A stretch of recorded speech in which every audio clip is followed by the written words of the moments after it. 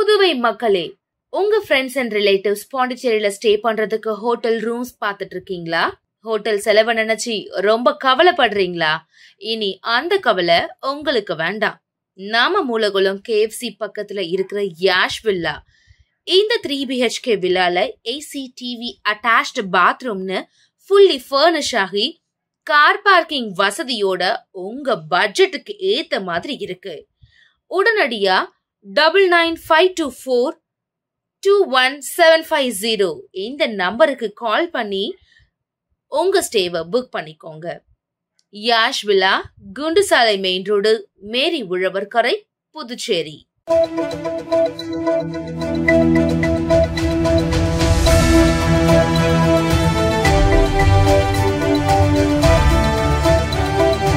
வணக்கம். சக்தி சேனலின் புதுவையின் இன்றைய நிகழ்வுகள். இளம் பெண்ணின் அந்தரங்க வீடியோவை சமூக வலைதளத்தில் வெளியிட்ட காதலன், அவரது தோழி ஆகிய இருவரை போலீசார் கைது செய்தனர். புதுச்சேரியை சேர்ந்த பெண் ஒருவருடைய அந்தரங்க வீடியோ சமூக வலைதளத்தில் பரவியது. இது குறித்த புகாரின் பேரில் சைபர் கிரைம் இன்ஸ்பெக்டர் தியாகராஜன் மற்றும் போலீசார் வழக்கு பதிந்து விசாரித்தனர். அதில் அந்தரங்க வீடியோவை எடுத்தவர் அப்பெண்ணின் காதலன், புதுச்சேரியை சேர்ந்த அபிமன்யு என்பது தெரிய வந்தது.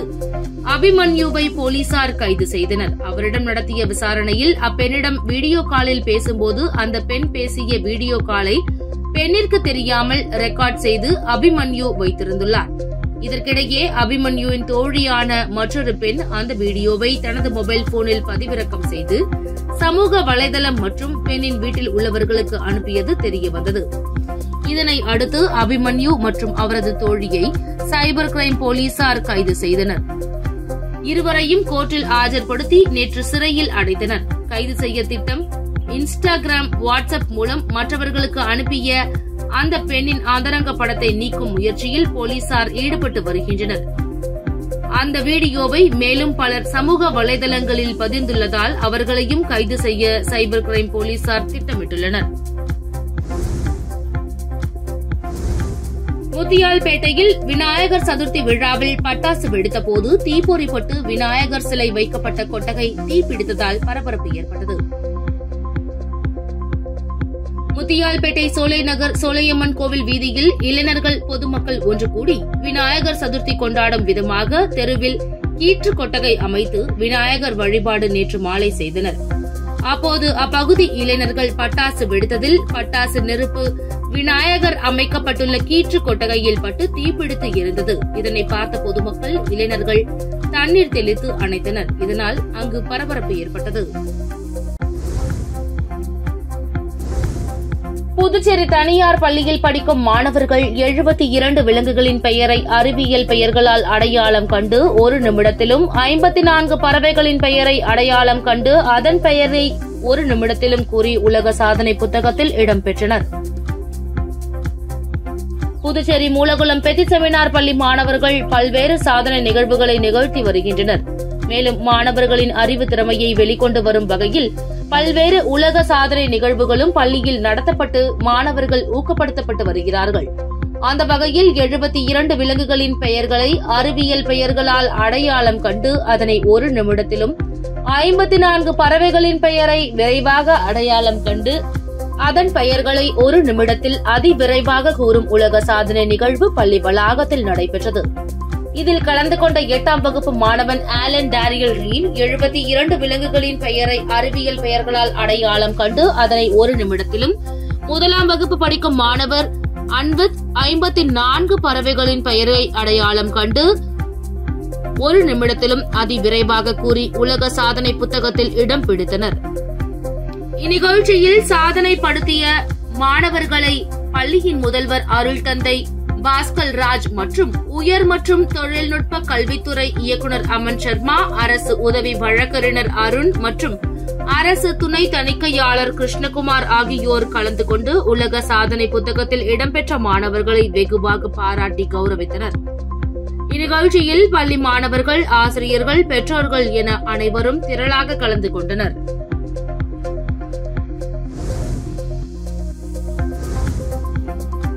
புதுச்சேரி யூனியன் பிரதேசத்தில் 2 IAS அதிகாரிகள் உள்ளிட்ட 9 பேர் புதன்கிழமை பணியிட மாற்றம் செய்யப்பட்டுள்ளனர். அங்கித் குமார் IAS ஏனாம் பிராந்தியத்தின் நிர்வாகியாக நியமிக்கப்பட்டுள்ளார். மேலும் அவருக்கு கூடுதல் பொறுப்பாக ஏனாம் நகராட்சி ஆணையர் பதவியும் வழங்கப்பட்டுள்ளது. பூஜா IAS காரைக்கால் உதவி ஆட்சியராக நியமிக்கப்பட்டுள்ளார். காரைக்கால் வருவாய்த்துறை துணை ஆட்சியர் அர்ஜுன் ராமகிருஷ்ணன் ஆதி திராவிடர் நலத்துறை இயக்குநராக நியமிக்கப்பட்டுள்ளார். மேலும் அவர் கூடுதல் பொறுப்பில் ஆதி திராவிடர் மேம்பாட்டுக் கழகத்தின் மேலாண் இயக்குநராக பதவி வகிப்பார். ஏனாம் பிராந்தியத்தின் நிர்வாகி R. முனுசாமி செய்தி மற்றும் விளம்பரத்துறை இயக்குநராக பணியிட மாற்றம் செய்யப்பட்டார். புதுச்சேரி மாவட்ட முகமையின் துணை ஆட்சியர் வினயராஜ் புதுச்சேரி போக்குவரத்து துறையின் துணை போக்குவரத்து ஆணையராக நியமிக்கப்பட்டுள்ளார். அரியாங்குப்பம் வட்டார வளர்ச்சி அலுவலர் கார்த்திகேசன் வேளாண் துறை இணை இயக்குநராக நியமிக்கப்பட்டுள்ளார். இந்து சமய அறநிலையத்துறை ஆணையர் சிவசங்கரன் தலைமையக துணை ஆட்சியர் மற்றும் புதுச்சேரி மாவட்ட துணை தேர்தல் அதிகாரியாக நியமிக்கப்பட்டுள்ளார். காரைக்கால் கோவில்கள் நிர்வாக அதிகாரி அருணகிரிநாதன் காரைக்கால் வட்டார வளர்ச்சி அலுவலராக நியமிக்கப்பட்டுள்ளார். துணை போக்குவரத்து ஆணையர் சௌந்தரி அரியாங்குப்பம் வட்டார வளர்ச்சி அலுவலராக நியமிக்கப்பட்டுள்ளார்.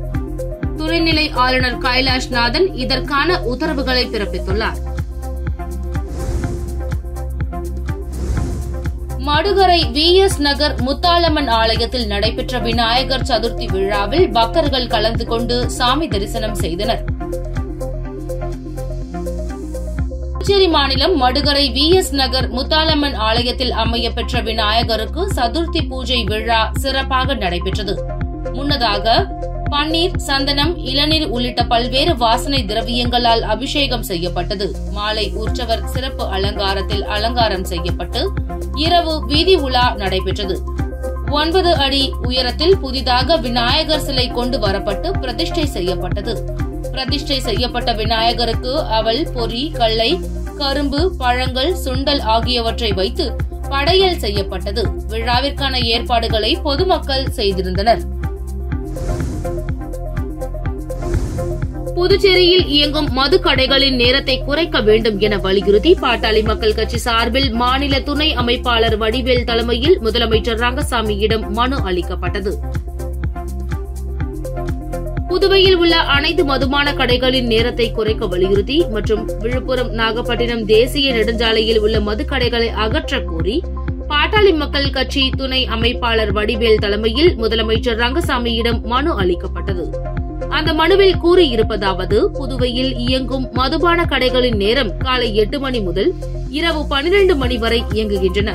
இதனால் புதுவையில் வாழும் பொதுமக்கள், பள்ளி, கல்லூரி செல்லும் மாணவர்கள் பெரும் பாதிப்புக்கு உள்ளாகின்றனர். காலையில் கூலி மற்றும் விவசாய வேலைக்கு செல்லும் தொழிலாளர்கள் மது குடித்துவிட்டு வேலைக்கு செல்வதில்லை.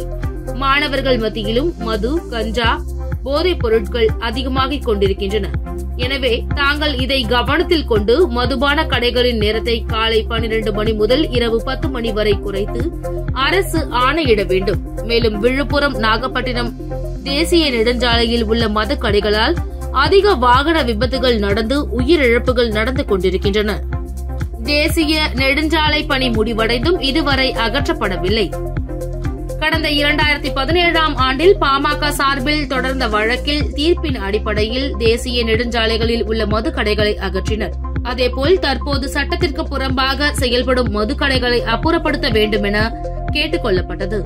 இந்நிகழ்ச்சியில் பாட்டாளி மக்கள் கட்சியை சார்ந்த அனைத்து பிரிவு நிர்வாகிகளும் திரளாக கலந்து கொண்டனர். புதுச்சேரியை சேர்ந்த 5 பேர் மோசடி கும்பலிடம் ரூபாய் 1,69,000 ஏமாந்துள்ளது தொடர்பாக சைபர் கிரைம் போலீசார் விசாரணை நடத்தி வருகின்றனர். முத்திரையர்பாளையத்தை சேர்ந்த நபரை தொடர்பு கொண்ட மர்ம நபர் பகுதி நேர வேலையாக ஆன்லைன் வர்த்தகத்தில் முதலீடு செய்தால் அதிக லாபம் கிடைக்கும் என தெரிவித்தார். இதனை நம்பிய மர்ம நபர் தெரிவித்த ஆன்லைன் வர்த்தகத்தில் ரூபாய் 1,26,000 அனுப்பி ஏமாந்தார். இதேபோல் பிள்ளையார் குப்பத்தை சேர்ந்த நபர் குறைந்த வட்டியில் லோன் பெறுவதற்கு விண்ணப்பித்து செயலாக்க கட்டணமாக 22,630 ரூபாய் அனுப்பி ஏமாந்தார். கோரிமேட்டை சேர்ந்த நபர் 14,000, லாஸ்பேட்டையை சேர்ந்த பெண் 6,000, முத்தியால்பேட்டையை சேர்ந்த நபர் 1150 என 5 பேர் மோசடி கும்பலிடம் 1,69,780 ரூபாய் ஏமாந்துள்ளனர். இதுகுறித்து சைபர் கிரைம் போலீசார் வழக்கு பதிந்து விசாரித்து வருகின்றனர். கையில் மாதா கொடியுடன் விநாயகர் சிலையை தலையில் சுமந்து வேளாங்கண்ணிக்கு பாத யாத்திரை செல்லும் பக்தரின் வீடியோ இணையத்தில் வைரலாகி வருகிறது. புதுச்சேரி வானரப்பேட்டையை சேர்ந்த ராஜ்குமார் தலைமையில் ஒரு குழு வேளாங்கண்ணிக்கு பாத யாத்திரை செல்கிறது. இந்த குழு கடந்த 23ஆம் தேதி புதுச்சேரி இருதய ஆண்டவர் ஆலயத்தில் தொடங்கி வேளாங்கண்ணி நோக்கி பாத யாத்திரையாக புறப்பட்டனர். இந்த நிலையில் பாத யாத்திரை குழு இன்று காரைக்காலுக்கு வந்தது. அங்கு சதுர்த்தியை ஒட்டி விநாயகர் சிலையை வாங்கிய ராஜ்குமார் சிலையை தலையில் சுமந்தபடி கையில் வேளாங்கண்ணி கொடியுடன் பாத யாத்திரையை தொடர்ந்தார். கடந்த 23ஆம் தேதி வேளாங்கண்ணிக்கு பாத யாத்திரையாக புதுச்சேரியில் இருந்து புறப்பட்டோம். இன்று காரைக்கால் வந்தடைந்தோம். கோட்டுச்சேரி விநாயகர் கோவிலில் சாமி கும்பிட்டு சதுர்த்திக்கு விநாயகர் சிலை வாங்கினோம். பாத யாத்திரை செல்வதால் விநாயகர் சிலை வாங்கி வீட்டில் சதுர்த்தி கொண்டாட இயலாது. சமத்துவம் சகோதரத்துவம் வேண்டி விநாயகர் சிலையை தலையில் சுமந்து வேளாங்கண்ணி செல்கிறேன். காரைக்காலில் இருந்து வேளாங்கண்ணி வரை விநாயகர் சிலையுடன் செல்வேன். வேளாங்கண்ணி கடலில் விநாயகர் சிலையை 3ஆம் நாளில் கரைப்போம் என்றார். அரியாங்குப்பம் தொகுதியில் பல்வேறு இடங்களில் வைக்கப்பட்டுள்ள விநாயகர் சிலைக்கு நடைபெற்ற சிறப்பு பூஜையில் அதிமுக பொருளாளர் ரவி பாண்டுரங்கன் கலந்து கொண்டு சாமி தரிசனம் செய்து ஒவ்வொரு விநாயகர் சிலை வைத்துள்ள விழா குழுவினருக்கும் தலா 10,000 வீதம் 1 லட்சத்திற்கு மேலாக நிதி உதவி வழங்கினார். அரியாங்குப்பம் சட்டமன்ற தொகுதிக்கு உட்பட்ட அனைத்து பகுதிகளிலும் விநாயகர் சதுர்த்தி விழா நடைபெற்றது. அரியாங்குப்பம் தொகுதியில் 10ற்கும் மேற்பட்ட இடங்களில் வைக்கப்பட்டுள்ள விநாயகர் சிலைக்கு நடத்தப்பட்ட சிறப்பு பூஜையில் அதிமுக மாநில கழக பொருளாளர் ரவி பாண்டுரங்கன் கலந்து கொண்டு விநாயகர் சதுர்த்தி விழாவை பொதுமக்களோடு கொண்டாடினார். அந்தந்த பகுதியில் விநாயகர் சிலை வைத்த விழா குழுவினருக்கு ரூபாய் 10,000 வீதம் தொகுதி முழுவதும் 1 லட்சத்திற்கும் மேற்பட்ட தொகையை நன்கொடையாக வழங்கினார். அனைத்து பகுதிகளிலும் ரவி பாண்டுரங்கன் அவர்களுக்கு மாலை அணிவித்து சால்வை அணிவித்து மரியாதை செய்யப்பட்டது. நிகழ்ச்சி அனைத்திலும் அதிமுக தொகுதி கழக செயலாளர் ராஜா உடனிருந்தார். மேலும் அந்தந்த பகுதிகளில் உள்ள நிர்வாகிகளும் உடனிருந்தார்கள். மேலும் தொகுதி அவைத்தலைவர் ராஜேந்திரன், அம்மா பேரவை இணை செயலாளர் ஜீவா, தொகுதி துணை செயலாளர் சிவா, வார்டு கழக செயலாளர் பாலு, ஜெயக்குமார், அப்பு, ரமேஷ், வார்டு துணை செயலாளர் அன்பு மற்றும் காத்தவராயன், விஸ்வா என நிர்வாகிகள் பலரும் உடனிருந்தனர்.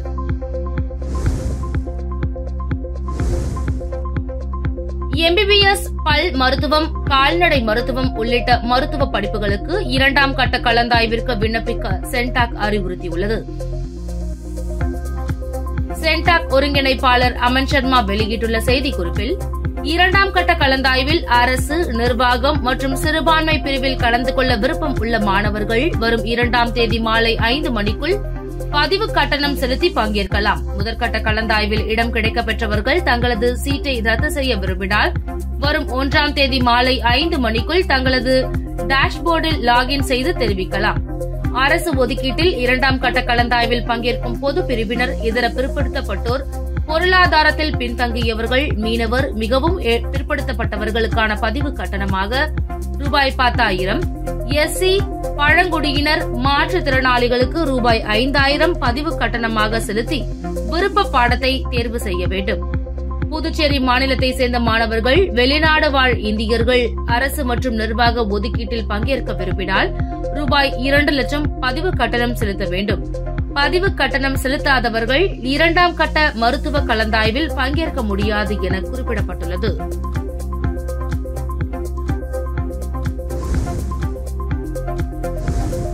புதுச்சேரியில் மிகவும் பிரசித்தி பெற்ற திருக்காஞ்சி கங்கை வராக நதீஸ்வரர் கோவில் வளாகத்தில் 108 அடி உயரத்தில் சதாசிவ மூர்த்தி சிலை அமைக்கப்பட்டு வருவதன் ஒரு பகுதியாக 36 அடி உயரத்தில் ஆதார பீடம் மற்றும் சித்தர் பீடம் அமைக்கும் பணிகள் இன்று தொடங்கப்பட்டது. புதுச்சேரி வில்லியனூரை அடுத்துள்ள திருக்காஞ்சி கிராமத்தில் சோழர் காலத்தில் கட்டப்பட்ட பழமை வாய்ந்த ஸ்ரீ கங்கை வராக நதீஸ்வரர் கோவில் உள்ளது.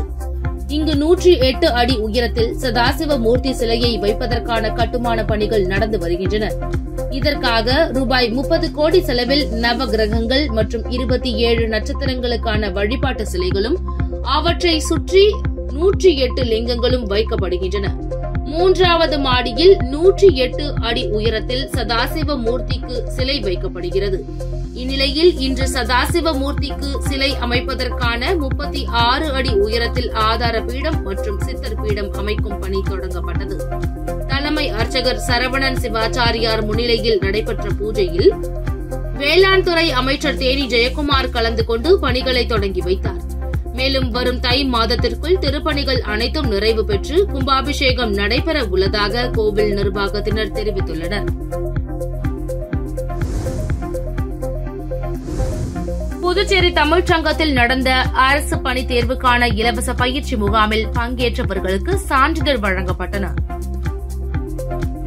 புதுச்சேரி தமிழ்ச்சங்க வளாகத்தில் அரசு பணிக்கான எழுத்துத் தேர்வு பயிற்சி முகாம் கடந்த 4 நாட்களாக நடத்தப்பட்டு வந்தன. பயிற்சியின் நிறைவு விழா தமிழ்ச்சங்க தலைவர் முத்து தலைமையில் நடந்தது. விழாவில் சிறை கண்காணிப்பாளர் பாஸ்கரன் கலந்து கொண்டு பயிற்சியில் பங்கேற்ற மாணவ மாணவிகளுக்கு சான்றிதழ் வழங்கினார். எழுத்தாளர் அரிமதி, இளம்பருதி, டாக்டர்கள் சுகன், விக்னேஷ், ராஜராஜேஸ்வரி மற்றும் சந்தியா, இந்துமதி, சதீஷ் தேவராஜ் உட்பட பலர் கலந்து கொண்டனர்.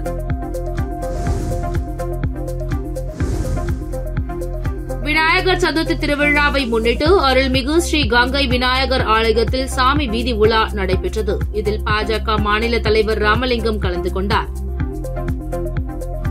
விநாயகர் சதுர்த்தி திருவிழாவை முன்னிட்டு மகாத்மா காந்தி வீதியில் அமைந்துள்ள அருள்மிகு ஸ்ரீ கங்கை விநாயகர் திருக்கோவிலில் சிறப்பு பூஜை மற்றும் விநாயகர் வீதி உலா நடைபெற்றது. பாரதிய ஜனதா கட்சியின் மாநில தலைவர் ராமலிங்கம் தலைமையிலும் முன்னாள் சட்டமன்ற உறுப்பினர் வெங்கடேசன் முன்னிலையிலும் முன்னாள் ஓபிசி அணி மாநில பொருளாளர் மதன் ஏற்பாட்டிலும் நடைபெற்றது.